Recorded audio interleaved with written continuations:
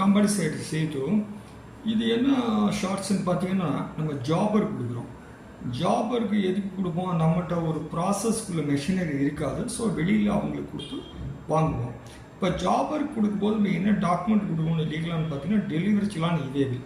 நம்ம தமிழ்நாட்டுக்குள்ளே கொடுத்தோம்னா அந்த ஜாபருக்கு அனுப்பக்கூடிய பொருளுடைய வேல்யூ 1 லட்ச ரூபாய்க்கு மேலே இருந்தால் டெலிவரி சலான் இவேபிளும் போட்டு கொடுக்கணும்.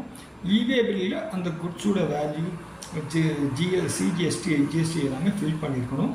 ஃபில் பண்ணாமல் கொடுக்கக்கூடாது. ஜாபருக்கு போய் முடிஞ்சோன்னு இந்த ஜாபருக்கு பண்ணுறவர் இந்த ப்ராசஸ் பண்ணுவார். பண்ணும்போது நம்ம கொடுக்குற வேல்யூ 1.5 லட்ச ரூபாய் கொடுத்துருப்போம். அவர் ஜாபருக்கு பண்ணும்போது இந்த வேல்யூ ஜாபருக்கு பண்ணதுனால வேல்யூ இன்க்ரீஸ் ஆகி 1.70 1.80 லட்சமோ ஆயிருக்கும்.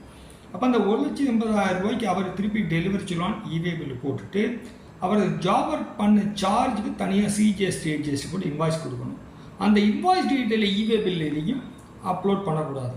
அந்த பொருளுடைய விலை சிஜிஎஸ்டி ஹெச்ஜிஎஸ்டி கொடுக்கும்போது 1 லட்சமாக இருந்தது. நம்ம ஜாபர் பண்ணதில் வேல்யூ அடிஷன் ஆகிருக்கு. அப்போ 1,20,000 ப்ளஸ் சிஜிஎஸ்டி ஹெச்ஜிஎஸ்டி போட்டு தான் நம்ம கொடுக்க வேண்டும். ஜாபர் சார்ஜஸ் மட்டும் தான் அவர் டேக்ஸ் இன்வாய்ஸ் போட்டு சிஜிஎஸ்டி ஹெச்ஜிஎஸ்டி போட்டு கொடுக்க வேண்டும். அவர் சப்போஸ் அன்ரிஜிஸ்டர்ட் டீலராக இருக்காருன்னா நம்ம தான் கொடுத்தவர் தான் இன்வர்டு இவேபிள் போட்டு டெலிவரி சலான் போட்டு பொருளை எடுத்துகிட்டு வரணும்.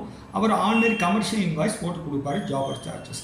இதே நான் அதர் ஸ்டேட்டுக்கு ஜாபர் கொடுக்குறேன் சார் அப்படின்னா இர்ரெஸ்பெக்டிவ் ஆஃப் தி வேல்யூ கண்டிப்பாக இவேபிள் போட வேண்டும்.